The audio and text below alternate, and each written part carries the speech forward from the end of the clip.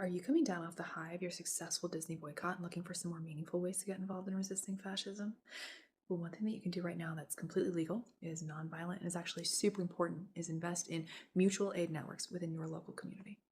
You see, fascist regimes love targeting marginalized groups, and they do this for a few reasons. First, often they genuinely hate people who are members of these groups. Second, they can capitalize on other people's hatred in order to rise to power. And third, they can use the scapegoat that these groups provide in order to quietly strip away civil liberties, while people within their base are so busy being riled up at the alleged threat and danger posed by these groups that they're complacent and quiet about it. So, what does that look like? Well, for members of marginalized groups, it means that gradually over time you're seeing more and more targeted policies, procedures, and enforcement actions that disproportionately affect members of your group compared to other groups, which means you have to invest more time and effort into just existing safely within society.